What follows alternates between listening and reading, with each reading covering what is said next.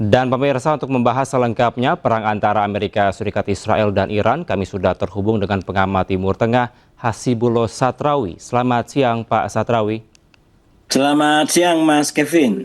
Baik Pak Satrawi, nampaknya eskalasi konflik semakin meluas antara kedua negara dan ini saling serang. Tanggapan Anda? Ya, kalau kita lihat perkembangan di hari ke-9 ini, persisnya kurang lebih di jam 217 semenjak operasi ini dilakukan pada hari Sabtu jam 1 siang waktu Indonesia Barat, memang mengalami eskalasi yang memuncak kembali, terutama kalau kita bandingkan dengan hari ke-8 kemarin. Hari ke-8 kemarin kita lihat minimalnya ada pernyataan dari Presiden Mas'ud Pezeshkian yang meminta maaf kepada negara-negara di Arab Teluk, kepada negara-negara tetangga yang dalam beberapa hari terakhir menjadi sasaran serangan. Jadi walaupun ini tidak otomatis menghentikan serangan, tapi pernyataan ini cukup memberikan efek kejut dan mendinginkan sebentar. Tapi hari ini kita justru melihat peningkatan kembali, dan itu bisa dilihat dari intensitas serangan dari kedua belah pihak, termasuk dari Israel dan Iran, di mana kedua belah pihak sama-sama menargetkan fasilitas minyak atau depot ataupun tempat kilang minyak. Dan yang terbaru setelah tadi pagi waktu Indonesia Barat, kilang minyak atau depot minyak di Teheran terbakar, juga di Isfahan diberitakan terbakar, dan Iran juga melakukan serangan balasan dengan menargetkan kilang minyak di Haifa. Dan sekali lagi ini menunjukkan bahwa memang eskalasinya pada hari ke-9 ini mengalami peningkatan yang luar biasa.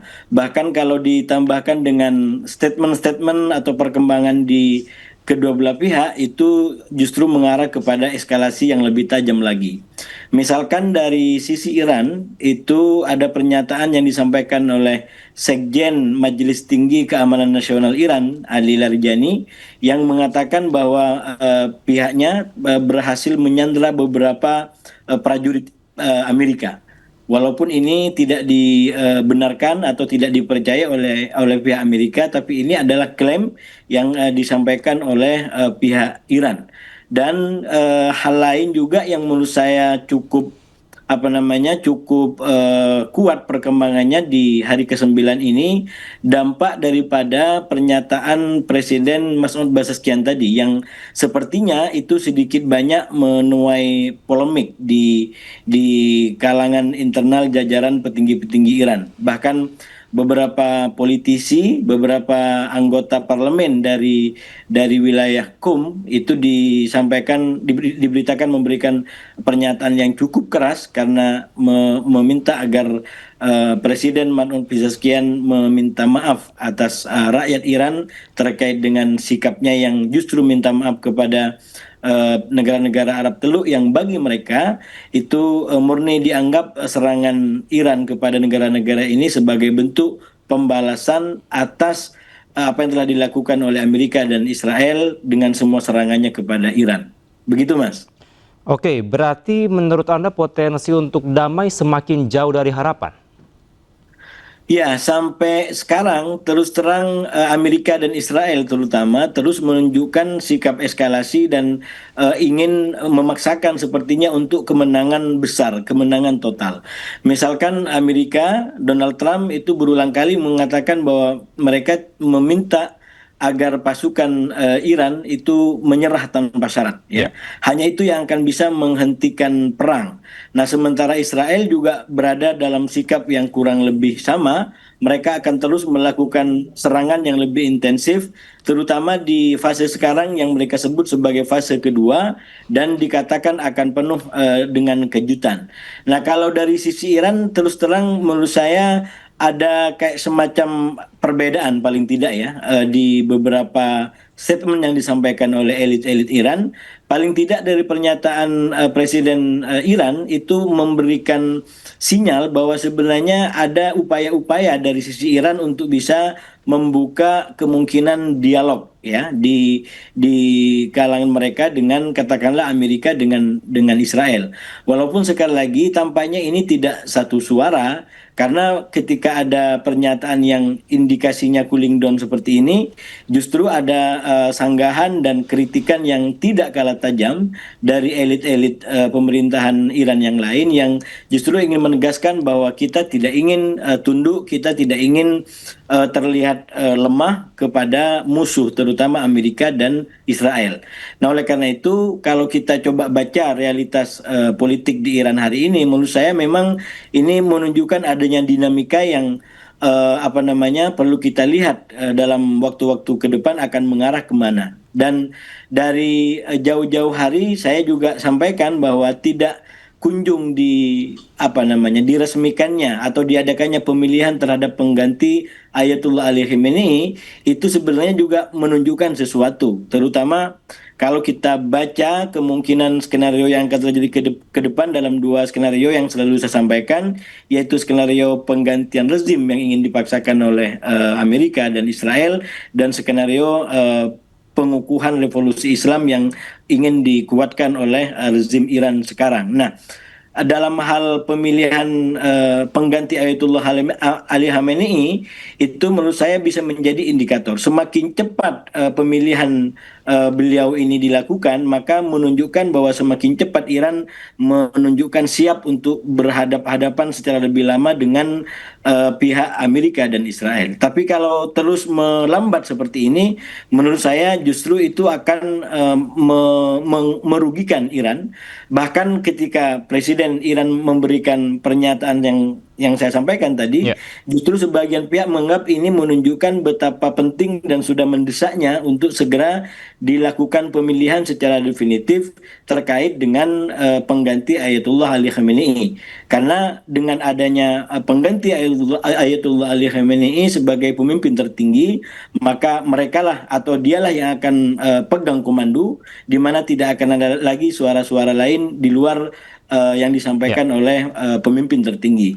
Tapi kalau yang berjalan seperti sekarang, di mana Iran sekarang dipimpin oleh Dewan Kepemimpinan yang terdiri dari 3 unsur, yaitu Kepresidenan, kemudian Mahkamah Agung, dan Dewan Penjaga Konstitusi, maka memang akan memunculkan secara organisasi pendapat-pendapat lain. Karena sekali lagi ini kepemimpinan yang melibatkan banyak pihak. Terutama kalau lagi ditambah dengan unsur militer, kemudian unsur politisi, dan unsur-unsur lain yang merasa nanti mewarisi semangat Iran yang lebih kuat. Gitu, Mas. Baik, Pak Satrawi, apakah ada perbedaan pendapat dari pemerintahan Iran saat ini yang dipimpin oleh Masoud Pezeshkian tadi dan juga para rakyat Iran yang memang sebenarnya tidak mau untuk menyerang balik begitu kepada Amerika Serikat dan Israel? Ya, sebenarnya kalau kita lihat laporan-laporan dari lapangan, baik di media dalam negeri maupun media-media luar, itu dari awal sebenarnya ada kayak semacam perbedaan pendapat di dalam terkait dengan rezim Iran sendiri atau terkait dengan katakanlah Amerika dan Israel. Di antara yang pro dan kontra, itu hal yang wajar sebenarnya terjadi dimanapun. Dan saya menduga pola serangan yang dilakukan oleh Amerika dan Israel dengan hentakan yang begitu keras pada jam pertama, sehingga mampu menargetkan dan membunuh pemimpin tertinggi Ayatullah Ali Khamenei, maka sebenarnya saya menduga itu dimaksudkan untuk membuat rakyat Iran yang awalnya katakanlah berbeda dan kritis terhadap rezim Iran bisa lebih berani untuk kemudian bersuara lebih keras, kalau perlu seperti yang disampaikan oleh Presiden Trump, mereka keluar ke jalan dan menguasai lembaga-lembaga negara. Tapi sekali lagi sepertinya dengan menyerang langsung kepala tertinggi, pemimpin tertinggi daripada pemerintahan Iran, itu justru kontraproduktif terhadap apa yang diinginkan oleh Amerika dan Israel. Alih-alih rakyat Iran langsung keluar ke jalan dan menguasai lembaga negara, justru yang semakin menguat adalah simpati, kemudian aksi-aksi pengecaman terhadap mereka, terhadap Amerika, dan pembelaan terhadap rezim Iran yang disimbolkan oleh Ayatullah Ali Khamenei. Jadi saya melihat justru serangan keras yang berhasil membunuh Ayatullah Ali Khamenei justru menjadi kontraproduktif bagi Amerika dan Israel karena Baik. justru memperkuat posisi daripada rezim Iran itu sendiri. Baik, Pak Satrawi, ini Selat Hormuz sampai dengan saat ini masih ditutup, tidak ada yang boleh melintas, tapi informasi terbaru yang saya dapatkan adanya kapal minyak dari Amerika Serikat yang akan tetap melintas, tapi akan dikawal oleh kapal perang dari Amerika Serikat. Tanggapan Anda? Ya, saya rasa memang Hormuz akan menjadi salah satu titik ketegangan langsung Ya. di antara pasukan Iran dengan pasukan Amerika dan Israel ataupun sekutunya. Karena Iran bersikeras akan menguasai dan menjaga Selat Hormuz ini. Nah, sementara Amerika dengan Israel dan sekutunya bahkan menawarkan diri untuk menjadi pengawal bagi kapal-kapal yang mau melintas di selatan ini. Dan pasukan Iran mempersilahkan. Artinya apa? Akan terjadi kontak langsung kalau seumpamanya ada kapal yang tidak mengindahkan apa yang diminta oleh pasukan Iran, Mas. Oke, apakah akan menjadi konflik baru yang akan memperkeruh suasana antara Amerika Serikat dan juga Iran? Ya, saya rasa sampai hari ini Selat Hormuz juga sudah menjadi bagian daripada titik konflik. Walaupun memang belum ada katakanlah kontak langsung ya dengan para pihak yang mencoba di situ karena tidak melawan. Tapi kalau nanti kemudian dikawal oleh pasukan Amerika atau Israel atau negara manapun yang mendukung, maka dalam dugaan saya ini akan membuat konfrontasi langsung di antara pasukan Iran dengan pasukan-pasukan yang mengawal dari pihak Amerika dan Israel, Mas. Oke, kalau kita melihat perspektif secara global pasti akan berdampak tentunya kepada seluruh negara di dunia termasuk di Indonesia. Sampai dengan saat ini harga BBM juga sudah naik, Pak Satrawi, yang RON 92 yang sebelumnya 11.800 sudah menjadi 12.300 dan stok BBM 20 hari kata dari Menteri SDM Bahlil Lahadalia. Tanggapan Anda? Ya, saya terus terang tidak bisa masuk lebih dalam di dalam aspek ekonomi, tapi kalau kita baca polanya dari sisi politik ya, yang menjadi concern saya, justru Iran menggunakan Selat Hormuz atau bahkan negara-negara Arab Teluk sebagai upaya untuk memaksa agar Amerika dengan Israel tidak terus lanjut dengan serangannya yang membabi buta. Karena diharapkan dengan dia mengontrol Selat Hormuz, artinya banyak negara yang juga dirugikan dengan dia menyerang pangkalan-pangkalan militer di Teluk, itu artinya menjadi lebih banyak negara yang dirugikan dan saya menduga diharapkan para pihak yang terrugikan oleh apa yang terjadi sekarang ini diharapkan menjadi semacam tekanan kepada Amerika dan Israel untuk kemudian tidak terus melakukan eskalasi dalam konflik sekarang, Mas. Oke, berarti akan belum juga dipastikan ya Mas ya, kira-kira sampai kapan akan ditutup Selat Hormuz ini dengan situasi yang nampaknya semakin buruk? Kalau dilihat dari polanya, ini kan sekarang sebenarnya Iran sudah menyiapkan diri untuk sebuah perang panjang. Karena secara teori dalam keadaan perang yang tidak simetris seperti sekarang, maka pihak Iran sebenarnya tidak dibutuhkan untuk menang mutlak atau menang besar gitu. Karena sekali lagi dengan keadaan Iran yang sebatang kara sekarang ini, saya katakan sebatang kara karena negara-negara besar termasuk Rusia dan Cina yang selama ini dikenal sangat dekat dengan Iran, justru dalam perkembangan terbaru sikapnya menurut saya tidak seperti yang diharapkan oleh Iran. Misalkan Rusia melalui Presiden Putin dalam beberapa media disampaikan bahwa Putin menekankan kepada para pihak untuk kembali ke meja perundingan. Padahal di dalam waktu kesempatan yang sebelumnya dari pihak Iran mengharapkan adanya dukungan lebih kuat, lebih nyata dan lebih dirasakan oleh pihak Iran. Nah, tapi kita lihat justru arahnya atau pernyataannya adalah agar para pihak termasuk juga Iran itu kembali kepada perundingan. Nah, saya melihat sekali lagi Iran tidak dalam posisi yang dapat backup total paling tidak dari negara-negara yang selama ini berada di kelompoknya Iran. Nah, oleh karena itu ini akan semakin membuat Iran secara realistis mencoba untuk bermain dengan waktu atau memainkan pola dengan peperangan dalam waktu yang panjang. Dan itu artinya Iran harus mengukur berbagai macam kemampuan dan peluru dan senjata yang dimiliki untuk tidak kemudian cepat dalam waktu yang lebih singkat, dan itu akan berdampak kepada pola serangan. Jadi Iran tidak perlu setiap saat, setiap waktu seperti di awal-awal mengirim rudal dalam jumlah yang besar, karena justru kalau begitu dia akan segera Ya, kehabisan amunisi dan akan segera memudahkan Amerika dan Israel untuk mewujudkan baik. keinginannya di Iran.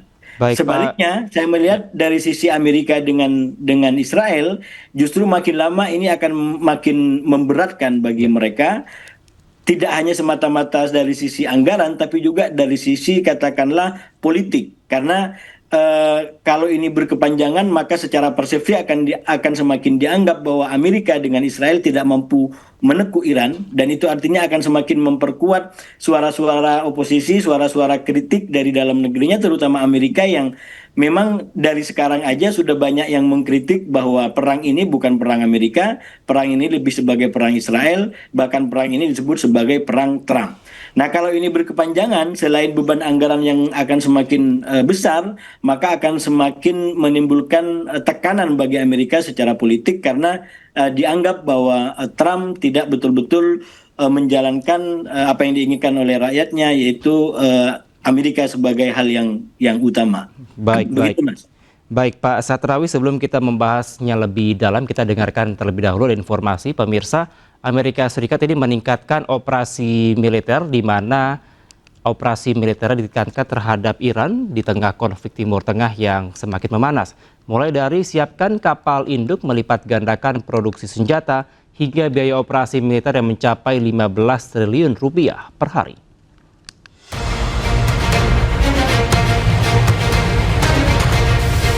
Ketegangan konflik di Timur Tengah kian memanas. Amerika Serikat terus tingkatkan operasi militernya terhadap Iran. Komando Pusat Amerika Serikat merilis rekaman pesawat tempur F-18 Super Hornet lepas landas di kapal induk sebagai operasi Epic Fury terhadap Iran. Saat ini Amerika Serikat memiliki 2 kapal induk yang beroperasi, USS Gerald Ford, kapal induk terbesar di dunia, dan USS Abraham Lincoln. Presiden AS Donald Trump melalui akun Instagram resminya juga menyatakan produsen senjata AS telah setuju melipat gandakan produksi persenjataan kelas atas. Ia juga mengklaim AS memiliki pasokan amunisi hampir tak terbatas yang saat ini digunakan terhadap Iran. Selain itu, biaya operasi militer AS terhadap Iran juga diperkirakan mencapai sekitar 15 triliun rupiah per hari. Perkiraan tersebut dibuat oleh Center for Strategic and International Studies atau CSIS berdasarkan data yang dipublikasikan Pentagon. Memasuki hari ke-8, konflik antara Amerika Israel terhadap Iran masih berlangsung hingga kini. Ya, Pak Satrawi, kita lanjutkan dialog seperti yang Anda sampaikan tadi, bila memang ini berkepanjangan akan berpengaruh kepada beban anggaran politik. Salah satunya seperti informasi tadi bahwa beban biaya operasi militer ini 15 triliun per hari. Kira-kira sampai kapan kuatnya Amerika Serikat dengan beban yang begitu berat ini?